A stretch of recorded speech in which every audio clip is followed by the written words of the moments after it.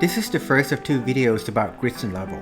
When starting a new project, it is always a good idea to first establish building levels and column grids, since they give Revit elements reference point. In this video, we will discuss building levels. If you just take a moment and think about your typical construction documents, column grids can be seen in plan views, elevation views, and section views, while level can only be seen on elevation and section views only. Notice that I am on level 1 floor plan at the moment. And when you look at the datum panel under architectural, you see that level is disabled. That is because it doesn't make any sense to add building levels in plan view. This is a good example to show you the dynamic nature of Revit interface. In this case, the level tools is view specific. If I switch to elevation view, I'm going to switch to south elevation. As you can see, both level and grids are now enabled. Now let's imagine these 2 reference levels as sheet of paper that extend horizontally to the infinite. These sheet of papers are called reference plane. And building levels give Revit elements vertical reference planes, or reference in the Z direction. For more on reference planes, click the card on the top right of your screen. Now let us get back to level 1 floor plan. Here I'm going to add 2 grid lines, one in the vertical direction and the second one in the horizontal direction. Let me rename grid line 2 to grid line A.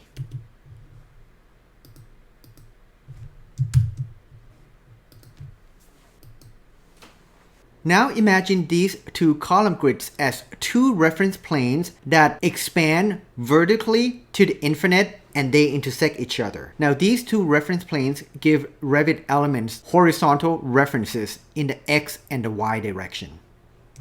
Now if you combine all of these reference planes together, it gives Revit elements a full 3D references. On the top right corner of the screen is the link to my other video about reference plane. If you are beginners, I want to strongly recommend that you watch the entire video before you proceed.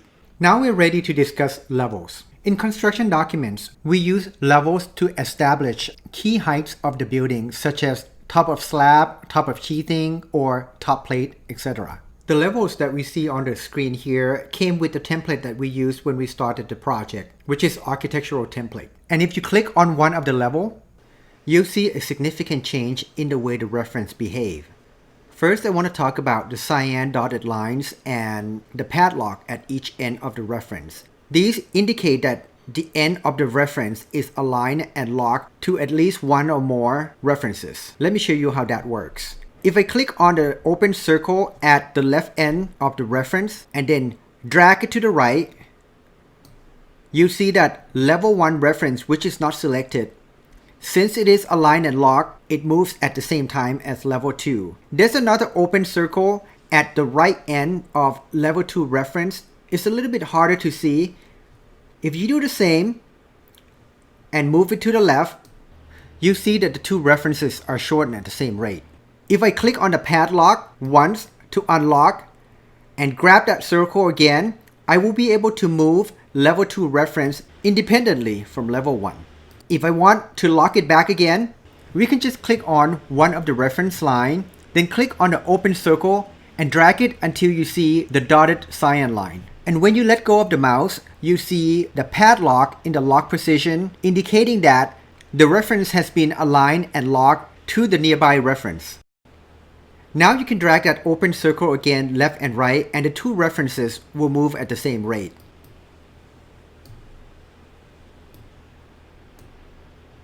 Now let's have a look at the checkbox at each end of the reference, one with the check mark and one without. On the right hand side, if I click to uncheck, it'll turn off the level head and the label. And then if I put a check mark on again, it'll turn it back on. If I want the same thing on the left, all I have to do is check the box. And if I want the opposite, just uncheck the opposite side. Let me undo.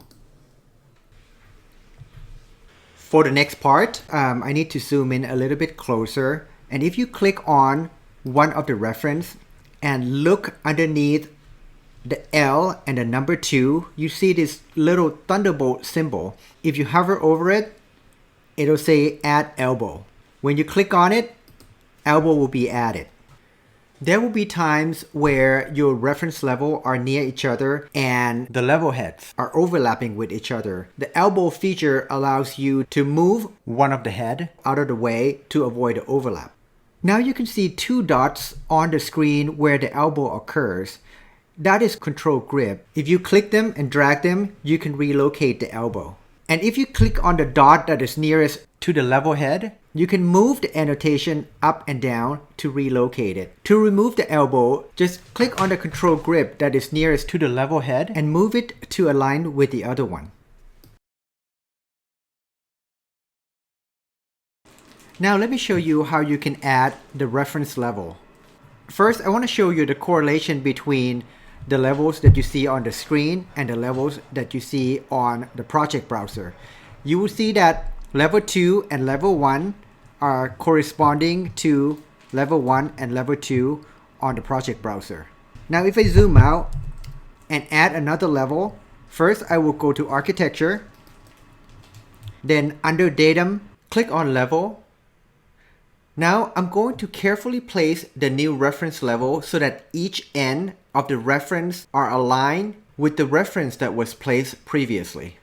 Now the new reference level that we are going to place is going to be named level 3 by default, since Revit keeps the running number in the background automatically. I want the new reference level to be 9 feet above level 1 or a foot below level 2.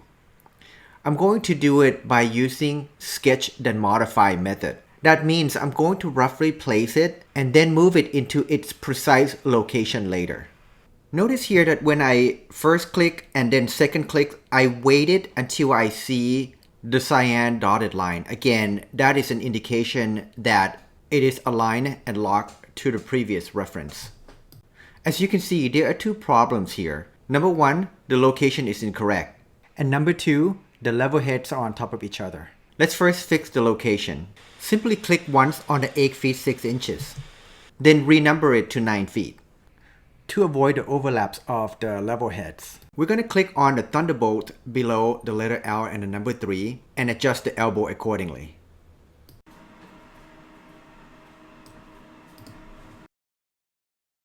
Let me zoom out.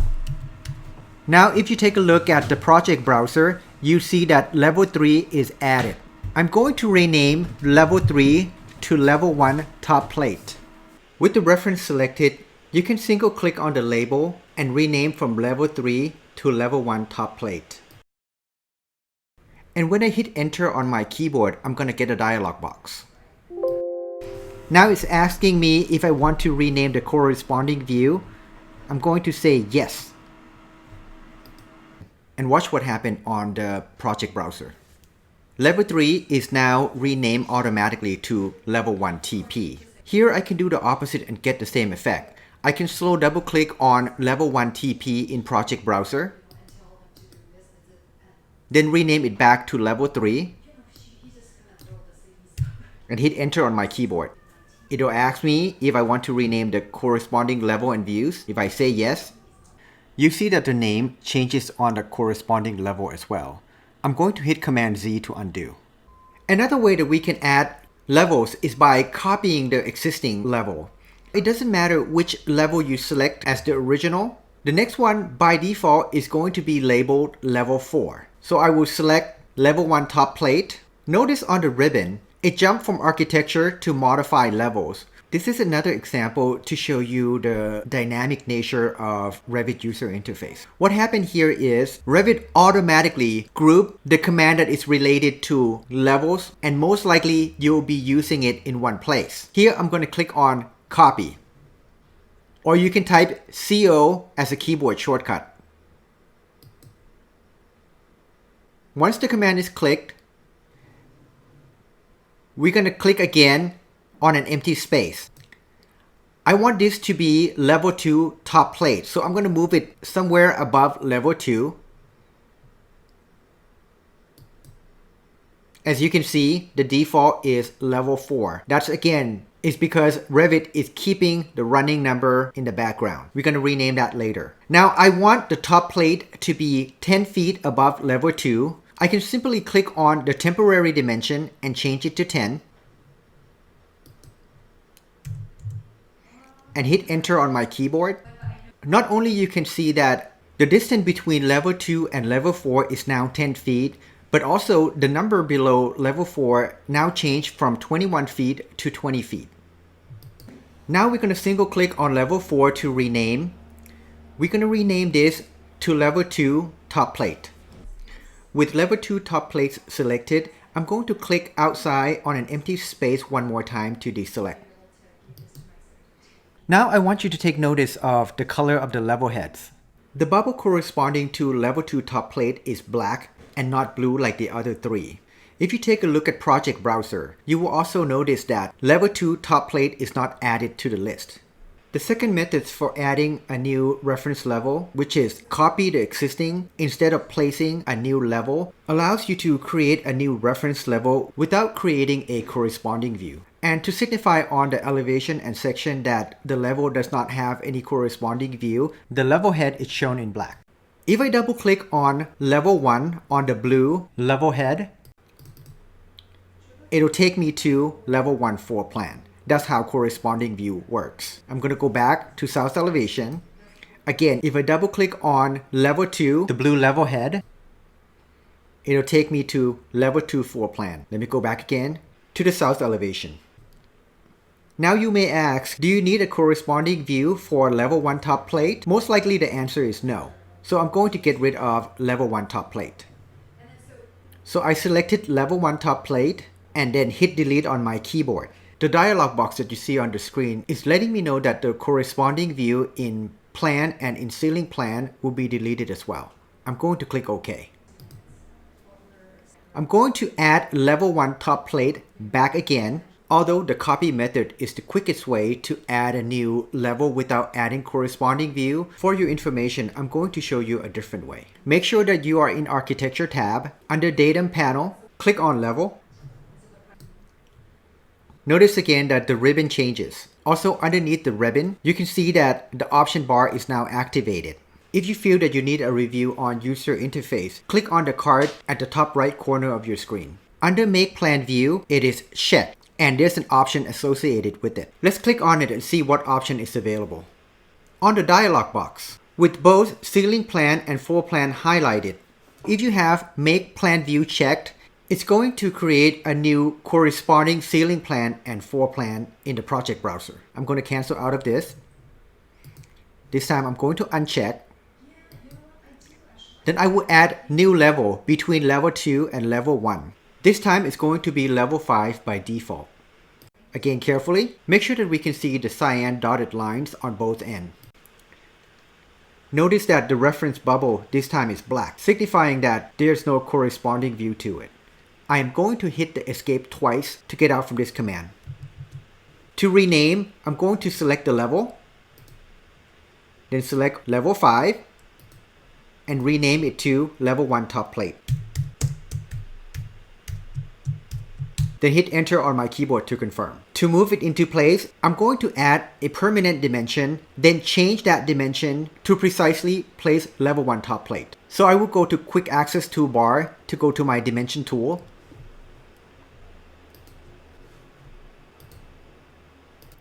For now, just copy what I do on the screen. I will make a separate video on how to dimension. If at the time you're watching this video, I have the video on dimension made already, I will provide you with the link on the top right corner of your screen. The next step is I want to select object that I want to move, which is level 1 top plate. So I'm going to hit escape to get out from the dimension command twice. The object that I want to move is level 1 top plate. So I'm going to select. Notice that the 5 feet 6 inches dimension changed from black to blue, indicating that the dimension has been activated and ready to be changed. I'm going to click on 5/6. And since I want the top plate to be 9 feet above level 1, I'm just going to type 9 on my keyboard. And by default, 9 by itself is 9 feet, so I can just hit enter on my keyboard to confirm. Click on an empty space to get out from this command. Now level 1 top plate is 9 feet above level 1. Let's clean up the overlap.